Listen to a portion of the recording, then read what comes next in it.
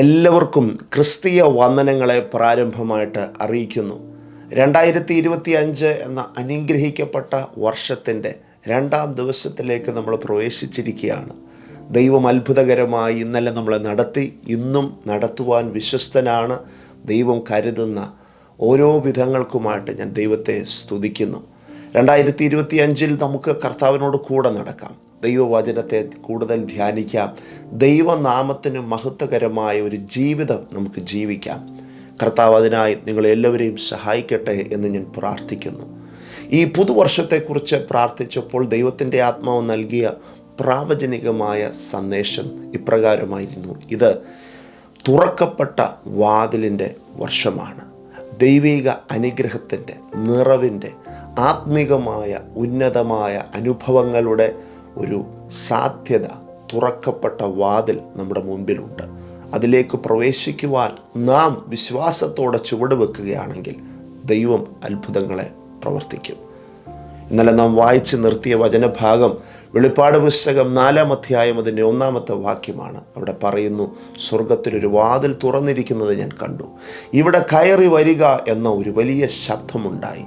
ഇനി മേലാൽ സംഭവിക്കാനുള്ളത് ഞാൻ നിനക്ക് കാണിച്ചു തരാം. അതെ, ദൈവം നമ്മളെ ഭൗതികമായി അനുഗ്രഹിക്കുക മാത്രമല്ല ഈ വർഷത്തിൽ ചെയ്യാൻ ആഗ്രഹിക്കുന്നത്. ആത്മീകമായിട്ട് ദൈവം നമുക്ക് മുമ്പിൽ വലിയൊരു വാതിൽ തുറന്നു വച്ചിരിക്കുകയാണ്.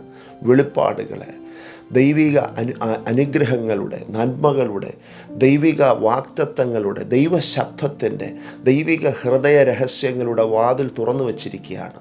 പ്രാർത്ഥനാ മുറിയിൽ കയറിച്ചെന്ന് ദൈവത്തോടൊപ്പം സമയം ചെലവിടുന്ന ഒരു വ്യക്തിയോട് ദൈവത്തിന് ഈ വർഷം വ്യക്തിപരമായി സീക്രട്ടായിട്ട് രഹസ്യമായ ചില കാര്യങ്ങൾ പറയാനുണ്ട്. നമുക്ക് ആ രഹസ്യമുറിയിലേക്ക് കടന്നു ചെല്ലാം. ദൈവം നമ്മളോട് സംസാരിക്കട്ടെ.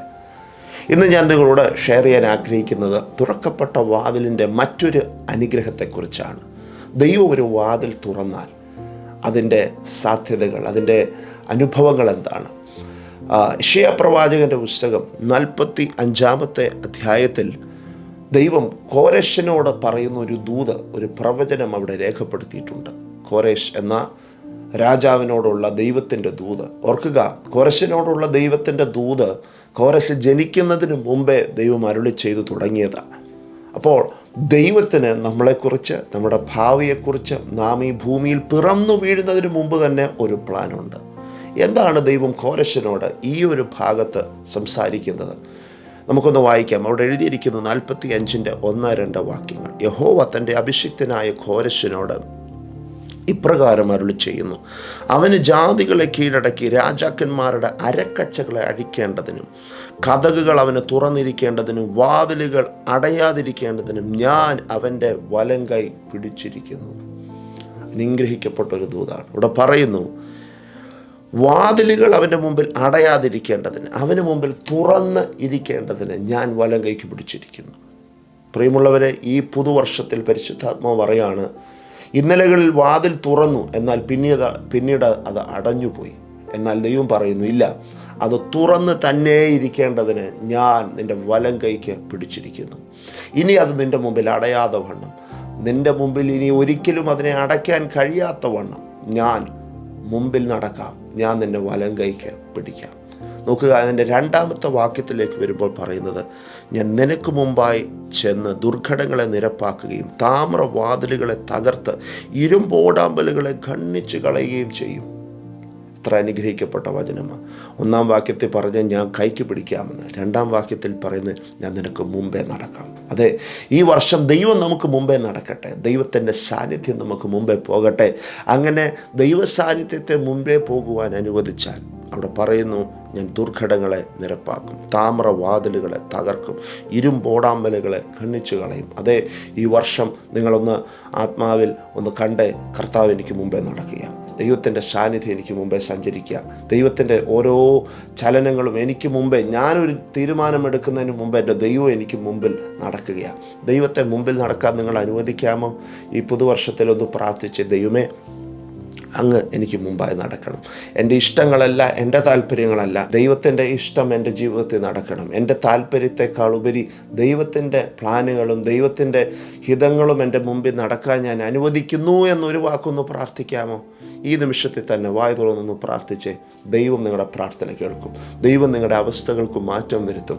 ദൈവം അത്ഭുതങ്ങളുടെ ദൈവമാണ്. ഈ ദൈവം മാറാത്തവനാണ്. ദൈവത്തെ ഉറച്ച് വിശ്വസിച്ച് വിശ്വാസത്തോടൊരു ചുവടെടുത്ത് വെക്ക്.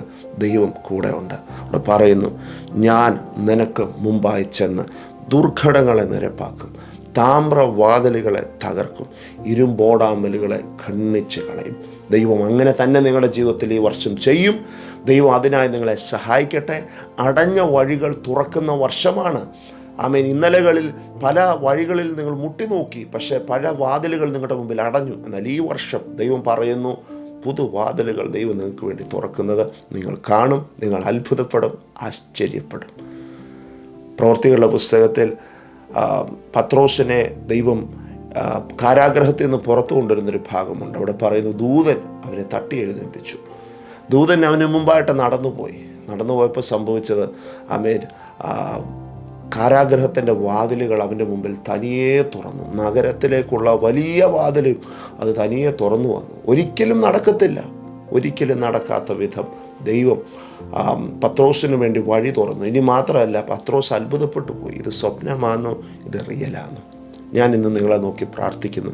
നിങ്ങളുടെ ലൈഫിൽ ഇതുപോലെ ഇത് സ്വപ്നമാണോ, ഇത് സംഭവിച്ചുകൊണ്ടിരിക്കുകയാണോ എന്ന് നിങ്ങൾ അത്ഭുതപ്പെടുമാറ് ദൈവം നിങ്ങൾക്ക് വേണ്ടി അത്ഭുതം ചെയ്യും. എഴുതി വെച്ചോ, അത് സംഭവിക്കാൻ പോയാൽ. നിങ്ങളുടെ വീട്ടിൽ നടക്കാത്ത അവിവാഹത്തിൻ്റെ വിഷയമില്ലേ, അത് നടക്കാൻ പോവാം. നിങ്ങളുടെ വീട്ടിലെ ആ യാത്രയുടെ ക്രമീകരണങ്ങൾ അത് നടക്കാതെ കിടക്കുകയല്ലേ, അത് നടക്കാൻ പോവാം. ആ വീടിൻ്റെ പണി പൂർത്തീകരിക്കാൻ കഴിയാത്തത്, ഇങ്ങനെ ഓരോ വിഷയങ്ങൾ, പകുതി തുടങ്ങി പകുതി നിർത്തിയത്, പല നിലയിൽ ചുവടെടുത്ത് വെച്ചിട്ട് മുമ്പോട്ട് പോകാൻ കഴിയാത്തത്, ആ വിഷയങ്ങളുടെ മേൽ ദൈവത്തിൻ്റെ കരം ചലിച്ചു തുടങ്ങി, അത്ഭുതങ്ങൾ നടന്നു എന്ന് വിശ്വസിക്കുന്ന എത്ര പേരുണ്ട്? ദൈവം അത് പ്രവർത്തിച്ചു. എൻ്റെ ദൈവം അത്ഭുതങ്ങളുടെ ദൈവമാണ്. എൻ്റെ ദൈവത്തിന് ഒന്നും അസാധ്യമല്ല, സകലവും സാധ്യമാണ്. ആ ദൈവത്തെ വിശ്വസിക്കുക, വലം കൈക്ക് പിടിച്ചിരിക്കുക. ഇനി എന്തിനു പേടിക്കണം? കർത്താവ് നിങ്ങളെ അനുഗ്രഹിക്കട്ടെ. ഒരു ദൈവദാസൻ എന്ന നിലയിൽ ഞാൻ നിങ്ങളെ മനസ്സ് തുറന്ന് അനുഗ്രഹിക്കുന്നു. പ്രിയമുള്ളവരെ, ഒറ്റ വാക്കോടെ പറഞ്ഞ് അവസാനിപ്പിക്കാം. ഈ യേശുവിനെ നിങ്ങൾക്ക് മുമ്പായി നടന്ന് നിങ്ങളുടെ വഴികളെ തുറക്കുന്ന, നിങ്ങളെ അനുഗ്രഹിക്കുന്ന, നിങ്ങളുടെ വലം കൈക്ക് പിടിച്ചിരിക്കുന്ന, ഈ ഭൂമി മാത്രമല്ല നിത്യത വരെ, ഈ മരണത്തിനപ്പുറത്തൊരു ജീവിതമുണ്ട്. ആ ജീവിതത്തിൽ നിങ്ങളെ കൈവിടാതെ നിങ്ങളെ മുമ്പോട്ട് നടത്തുവാൻ ഒരു വ്യക്തിക്ക് മാത്രമേ കഴിയുള്ളൂ. അത് ഈ ലോകത്തിൻ്റെ മറ്റൊരു ദൈവങ്ങളുമല്ല, നസ്രയനായ യേശു ക്രിസ്തുവാണ്. യേശുവിനല്ലാതെ നിങ്ങളെ മുമ്പോട്ട് നടത്താൻ കഴിയില്ല. ബാക്കി എല്ലാ വിശ്വാസങ്ങളും മരണം കൊണ്ട് അവസാനിക്കുമ്പോൾ യേശു ക്രിസ്തുവിലുള്ള വിശ്വാസം മരണം കൊണ്ട് അവസാനിക്കുന്നതല്ല, മരണത്തിനപ്പുറത്തുള്ളതാണ്. അത് നിത്യത വരെ നിലനിൽക്കുന്നതാണ്. ആ ദൈവിക വിശ്വാസത്തിലേക്ക്, ആ ദൈവികമായ കാഴ്ചപ്പാടിലേക്ക് ഇന്ന് ഞാൻ നിങ്ങളെ ക്ഷണിക്കുക. അതിന് ചെയ്യേണ്ട ഒറ്റ കാര്യം, നിങ്ങൾ പള്ളി മാറുകയോ അല്ലെങ്കിൽ പുറമേ ഉള്ള മാറ്റങ്ങൾ വരുത്തുകയല്ല ചെയ്യേണ്ടത്. ആദ്യം സംഭവിക്കേണ്ടത് അകത്തൊരു മാറ്റമുണ്ടാകണം. ഇത് പള്ളി മാറ്റമല്ല, മതം മാറ്റമല്ല, ഹൃദയത്തിനുണ്ടാകുന്ന മാറ്റമാണ്. നമുക്കൊരു നിമിഷം പ്രാർത്ഥിക്കാം. യേശുവേ, ഞാൻ അങ്ങേ എൻ്റെ ഹൃദയത്തിലേക്ക് കർത്താവും രക്ഷിതാവുമായിട്ട് സ്വീകരിക്കുന്നു. ഇന്നു മുതൽ എന്നെ അങ്ങ് വഴി നടത്തണമേ, എൻ്റെ കൈക്ക് പിടിക്കണമേ, എന്നെ ഓരോ ദിവസവും സഹായിക്കണമേ. ഒന്ന് പ്രാർത്ഥിക്കാമോ? യേശുവിനെ ഹൃദയത്തിലേക്ക് സ്വീകരിച്ച്, അങ്ങ് എനിക്ക് വേണ്ടി മരിച്ചുവെന്നും അങ്ങ് എൻ്റെ പാപത്തിന് വേണ്ടി ക്രൂശിൽ തകർക്കപ്പെട്ടുവെന്നും 3-ാം ദിവസം ഉയർത്തെഴുന്നേറ്റിരിക്കുന്നുവെന്നും ഞാൻ വിശ്വസിക്കുന്നു. ഞാൻ അങ്ങേ എൻ്റെ കർത്താവായി രക്ഷിതാവായി സ്വീകരിക്കുന്നു. അങ്ങൻ്റെ കർത്താവാണ്. ഇനി മുതൽ എന്നേക്കും ഞാൻ അങ്ങയ്ക്ക് വേണ്ടി ജീവിക്കും. അതെ, ഈ പ്രാർത്ഥന നിങ്ങളുടെ ലൈഫിനെ തിരിക്കുന്നതാണ്. നോക്കുക, അത്ഭുതങ്ങൾ നിങ്ങൾ കാണും. നിങ്ങൾ ഈ പ്രാർത്ഥന പ്രാർത്ഥിച്ചെങ്കിൽ തീർച്ചയായിട്ടും എന്നെ നിങ്ങൾ വിളിക്കണം, നിങ്ങൾ ടെക്സ്റ്റ് ചെയ്യണം. ബ്രദർ, ഞാൻ ഇന്ന് യേശുവിനെ സ്വീകരിച്ചു. ഒന്ന് ടെക്സ്റ്റ് ചെയ്താൽ മതി വാട്സാപ്പിൽ. ഞാൻ നിങ്ങളെ അങ്ങോട്ട് വിളിക്കാം. നമുക്ക് ഒരുമിച്ച് പ്രാർത്ഥിക്കാം. നമുക്ക് ദൈവത്തിൻ്റെ സന്നിധിയിൽ വിശ്വാസത്തിൻ്റെ ചുവടുകളെ വെക്കാം. പ്രാർത്ഥനാ വിഷയം ഉണ്ടെങ്കിലും അറിയിക്കാം കേട്ടോ. നമുക്ക് ഒരുമിച്ച് പ്രാർത്ഥിക്കാം. ദൈവം അനുഗ്രഹിക്കട്ടെ. God bless you.